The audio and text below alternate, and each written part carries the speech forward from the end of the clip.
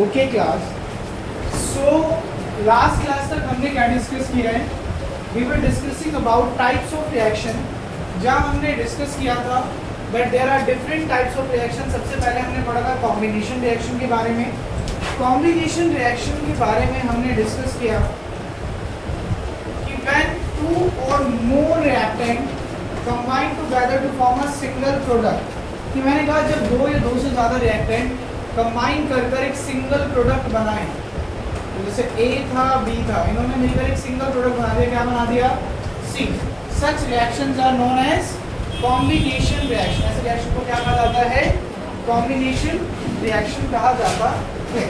फिर हम आगे बढ़े और हमने डिस्कस किया about decomposition reaction. Decomposition reaction के बारे में हमने क्या डिस्कस किया? हमने कहा ये कॉम्बिनेशन के अपोजिट है। देखिए कॉम्बिनेशन वर्ड में एक वर्ड आ रहा है कंबाइन, यानी दो मिल रहे हैं और क्या बना रहे हैं? एक बना रहे हैं। डीकंपोजिशन इसका अपोजिट है।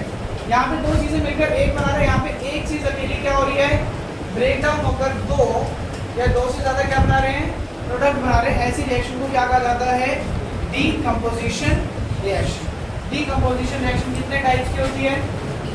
3 टाइप्स की होती है। पहला जिसमें हम एनर्जी देते हैं in the form of heat, दूसरा जिसमें हम एनर्जी देते हैं in the form of light, और तीसरा इलेक्ट्रिसिटी। लास्ट क्लास तक हमने तीनों डीकंपोजिशन रिएक्शन के बारे में पढ़ लिया था कि फोटोलिटिक डीकंपोजिशन क्या होती है, थर्मल डीकंपोजिशन क्या होती है, इलेक्ट्रोलाइटिक डीकंपोजिशन क्या होती है, और इनके बेस हमने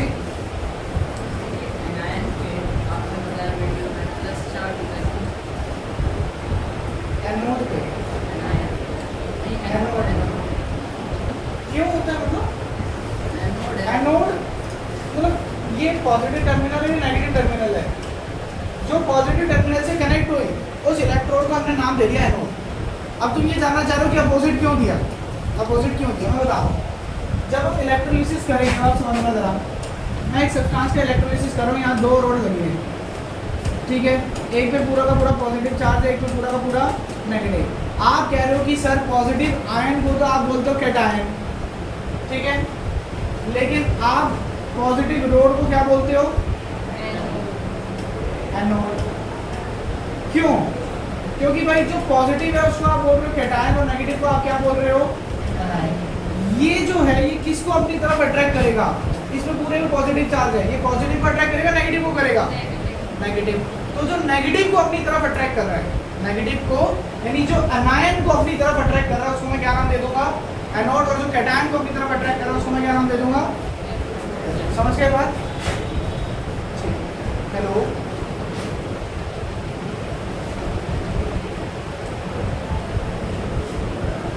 ठीक है ठीक है, कोई इशू नहीं।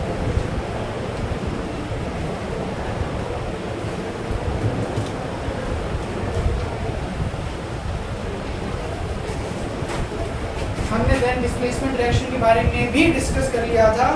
जब हमने डिस्कस किया था एक A है, ये रिएक्ट कर रहा है BC के साथ, BC कंपाउंड है, तो मैंने कहा था कि भाई A ऐसा कुछ है कि जैसे ये दोनों एक साथ बैठे हैं और एक सुमो रेसलर आया, उन्होंने आके जीविका को बोला आप यहाँ से खड़े हो जाओ। जीविका ने बोला मैं तो खड़ी नहीं हो रही, तो सुमो रेसलर क्या करेगा? फोर्सफुली जीविका को इनकी जगह से हटा देगा। यानी कि when a more reactive element displaces a less reactive element, जैसे मैंने कहा आयरन, मैं अभी के लिए आपको बता रहा हूँ कि जो आयरन है ना बच्चों, ये कॉपर से ज़्यादा रिएक्टिव होता है। अगर आयरन कॉपर से ज़्यादा रिएक्टिव है तो आयरन क्या करेगा? जाके कॉपर को उसकी जगह से हटा देगा और क्या बना लेगा? FeSO, और कॉपर अलग हो जाएगा। अब अगर अपोजिट होता, कॉपर प्लस FeSO4, अच्छा मैं कह रहा हूँ आयरन ज़्यादा रिएक्टिव है यानी ज़्यादा पावरफुल है, क्या कॉपर जाके आयरन को हटा पाता? नहीं। तो हमने डिस्प्लेसमेंट में क्या पढ़ा था? वह मोर रिएक्टिव एलिमेंट, जब ज़्यादा रिएक्टिव एलिमेंट एक लेस रिएक्टिव एलिमेंट को उसकी जगह से हटा देगा, ऐसी रिएक्शन को क्या कहा जाएगा? Displacement reaction. क्या कहा जाएगा? Displacement reaction. यहाँ तक हमने पढ़ लिया था, हमने रिएक्टिविटी सीरीज भी याद कर लिए। गुड। आज हमें स्टार्ट करना है फ्रॉम डबल डिस्प्लेसमेंट रिएक्शन, और ये आपके टॉपिक की, आपके चैप्टर की सबसे इंपॉर्टेंट टाइप ऑफ रिएक्शन है। इसमें से मैं बता रहा हूँ 3 नंबर के 2 अलग अलग टाइप के क्वेश्चन बनते हैं, तो इसको बहुत ध्यान से समझना बच्चों। What is double displacement reaction? देखिए, मान लेते हैं कि यहाँ पे 2 कंपाउंड है, पहला कंपाउंड है AB और दूसरा कंपाउंड है CD। AB और CD, पहले एक रफ एग्जांपल से डिस्कस करते हैं। ABCD 4 अच्छे दोस्त हैं, ठीक है। अब लेकिन A को ना, ये इस तरीके से बेंच पे तो 2 ही जगह होती हैं, ऐसे बैठे हैं। A को D से कुछ काम पड़ा, A गया C के पास, इसने C को बोला कि आप यहाँ से हट जाओ और मुझे D के साथ बैठने दो। C ने कहा ठीक है, आप बैठ जाओ D के साथ। अब C क्या करेगा? D के साथ बैठेगा। लॉजिक तो यही बोलता है कि सर वो क्या बना लेगा? सर वो बना लेगा CD। क्या बना लेगा? CD। तो यहाँ पर असल में क्या हुआ? एक्सचेंज हुआ। क्या हुआ? एक्सचेंज हुआ। तो मैंने कहा ऐसी reaction in which there is an exchange of ions, यहाँ पर आयंस का क्या हो रहा हो? एक्सचेंज हो रहा हो, ऐसी रिएक्शन को क्या कहा जाता है? Double displacement reaction. एक एग्जांपल से डिस्कस करते हैं। एग्जांपल आपके सामने दे रखा है Na2SO4, सोडियम सल्फेट किसके साथ रिएक्ट कर रहा है? Barium chloride. अब मुझे बताओ, ये सोडियम और ये बैरियम, अच्छा ये 2 वगैरह पे फोकस मत करना, आपको सिर्फ एलिमेंट पे फोकस करना है। यहाँ Na सोडियम है, यहाँ बैरियम है। अब देखो बैरियम यहाँ से इधर आएगा और सोडियम उधर जाएगा। मुझे बताना बात सही है या गलत है? बैरियम आया और आके किससे मिल गया? SO4। बताओ क्या बना दिया? BaSO4। सोडियम वहां जाकर किससे मिला? Cl से। Na किससे मिला? Cl से। बोलो क्या बना दिया? NaCl। क्या यहाँ पे आपको एक्सचेंज ऑफ आयन होता हुआ दिखाई दे रहा है? बोलो यस और नो? तो यस, तो that's why this reaction is known as double displacement reaction. क्या कहा जाता है इस रिएक्शन को? डबल डिस्प्लेसमेंट रिएक्शन कहा जाता है। Whenever there is an exchange of ions, जब आयंस का क्या हो रहा हो? एक्सचेंज हो रहा हो, ऐसी रिएक्शन को हम क्या बोलते हैं? Double displacement reaction. Double displacement reaction. अब किसी के मन में आएगा सर यहाँ तो Na के नीचे 2 था, सर यहाँ नहीं है। तो ये ना मैंने बिल्कुल पहली क्लास में तुम्हें समझाया था कि मुझे बताओ ये सोडियम है, सोडियम किससे जाके रिएक्ट कर रहा है? क्लोरीन से। बताओ सोडियम के ऊपर कितना चार्ज होता है? +1। क्लोरीन के ऊपर कितना चार्ज होता है? -1। +1 से -1 ऐसे बोलो क्या बना? NaCl। अब यहाँ से बताओ बैरियम Ba, बैरियम के ऊपर कितना चार्ज होता है? +2। सल्फेट के ऊपर कितना चार्ज होता है? सर ये भी कर दिया, क्या बना? BaSO4। इस वजह से वो आपको देखने को नहीं। तो whenever there is an exchange of ion, ऐसी रिएक्शन को क्या कहा जाता है? Double displacement reaction. क्या देखा गया बच्चों? ये देखा गया कि जब भी डबल डिस्प्लेसमेंट रिएक्शन हो रही है तो मोस्ट ऑफ द केसेस में एक प्रेसिपिटेट बन रहा है। क्या बन रहा है? Precipitate. Garima, what is a precipitate?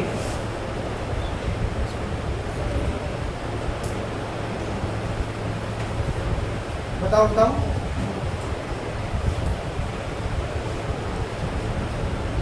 Chair उठाओ, ईसा के साथ आ जाओ, इतना पीछे मत बैठा करो। सहज खड़े हो, यहाँ पे चेयर खाली है। यहाँ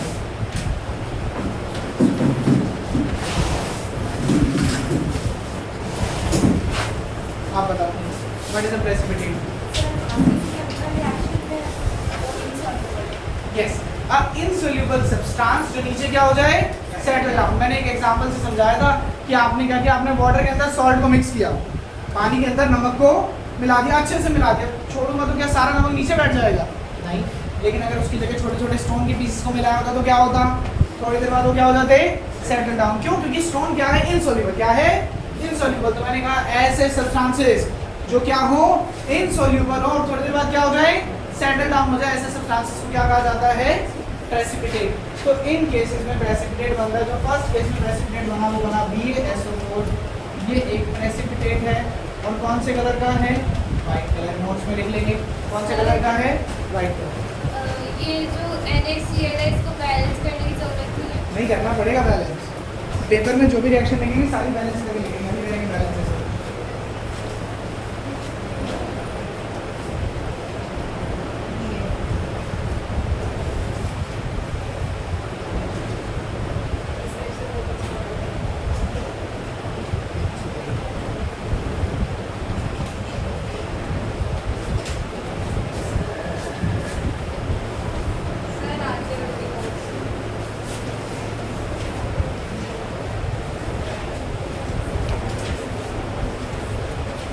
लिखेंगे जिसके पास नोट्स नहीं।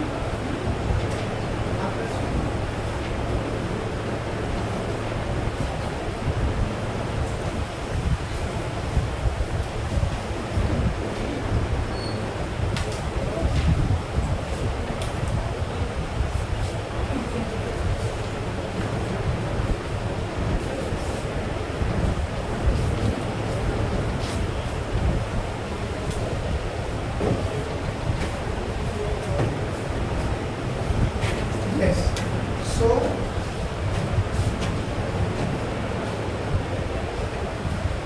पढ़ते हैं के बारे में। ये वाइट कलर का प्रेसिपिटेट है। बैलेंसिंग बोला इन्होंने कि सर बैलेंसिंग देखो, तो बिल्कुल बैलेंसिंग तो देखनी है।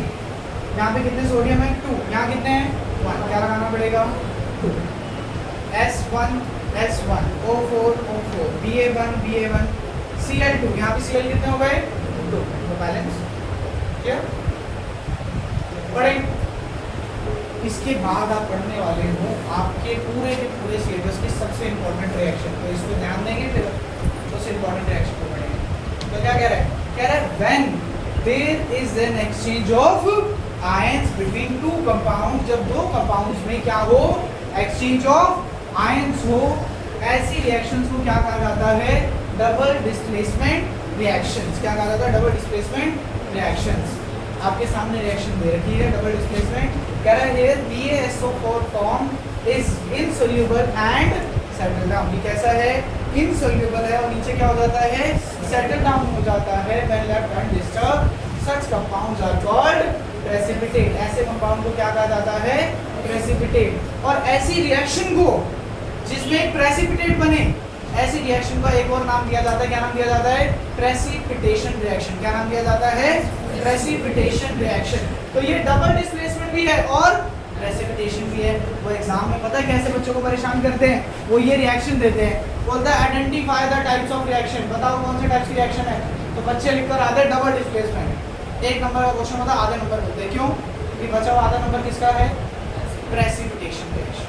तो जिसमें एक प्रेसिपिटेट बनेगा ऐसी रिएक्शन को क्या कहा जाएगा प्रेसिपिटेशन रिएक्शन कहा जाएगा। तो पढ़ते हैं क्या कह रहे हैं, कह रहा है here BaSO4 form is insoluble. ये कैसा होता है इनसोल्यूबल होता है and settle down when left undisturbed. जब इसको अनडिस्टर्ब छोड़ेंगे तो क्या हो जाएगा सेटल डाउन हो जाएगा।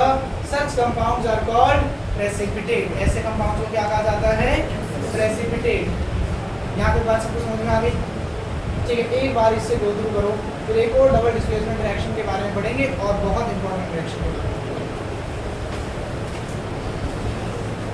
फटाफट से गो थ्रू कर लो।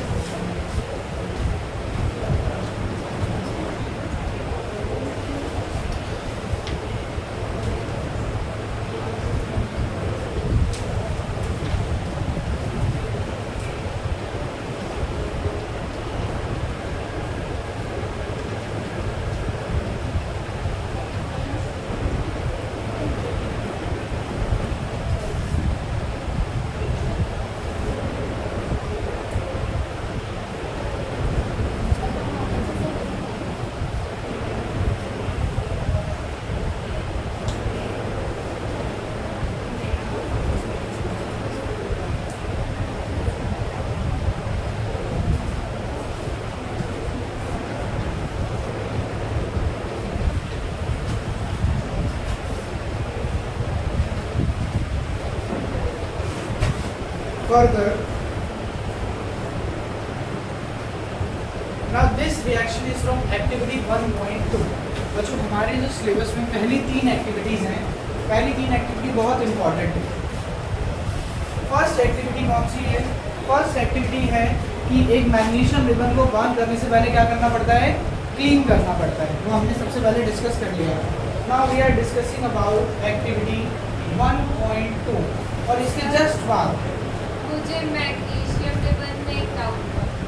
मेरी केमिस्ट्री टीचर ने बोला कि मैग्नीशियम रिबन में कार्बोनेट की भी लेयर बन जाती है। बहुत सारी लेयर बनती है। आपने क्लास 6 से देखिए, मैंने बताया था ऑक्साइड की, नाइट्राइड की भी बनती है, कार्बोनेट की बनती है, कोई भी लेयर बन सकती है। बाय डेफिनेशन हम लिख देते हैं ऑक्साइड, ठीक है, लेकिन कोई भी लेयर बन सकती है। तो उस लेयर को रिमूव करने के लिए साइंटिफिक